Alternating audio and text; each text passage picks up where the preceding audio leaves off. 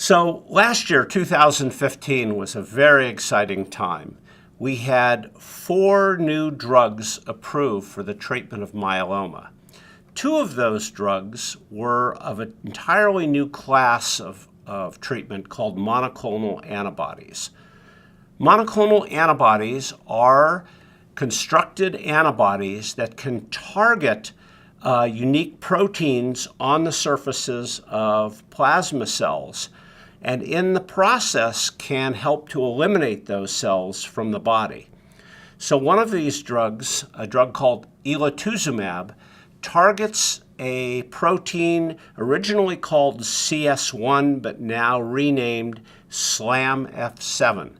This is highly expressed on plasma cells and does not have a lot of expression on other normal cells. This drug was used in combination with the drug Revlimid and dexamethasone in relapsed patients and was shown to improve progression-free survival, and at least in the latest follow-up, there seems to be a survival advantage for that 3-drug combination.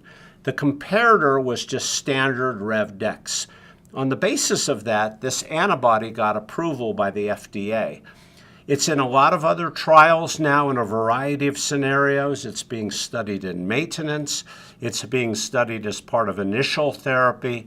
And it's being really used at almost every step of treatment for multiple myeloma in an effort to learn how to use it best. Another drug, which is also very exciting, is called Darzalex or Daratumumab. This is an antibody targeting a protein called CD38. CD38 is highly expressed in plasma cells and myeloma cells, but it also has some other expression in other protein or other organs in the body. However, this drug, as a single agent, was highly effective in the treatment of patients with relapsed multiple myeloma. So a single phase 2 study was done in which patients who had failed both a proteasome inhibitor and an immunomodulatory drug, so patients who had failed Velcade and Revlimid. Some of these patients had failed more than one of each of these. They're so-called quad refractory patients. So there's the double refractory and the quad refractory. But even among these patients who had failed multiple kinds of therapy, this drug had about a 30% response rate, which is a very high response rate in this heavily pretreated group of patients. And many of these responses were durable for more than a year.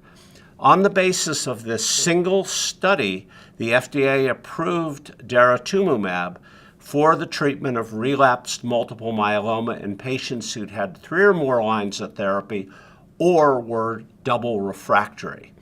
Again, this drug is being studied now in a variety of scenarios from initial therapy to maintenance therapy in an effort to learn how best to use this combination.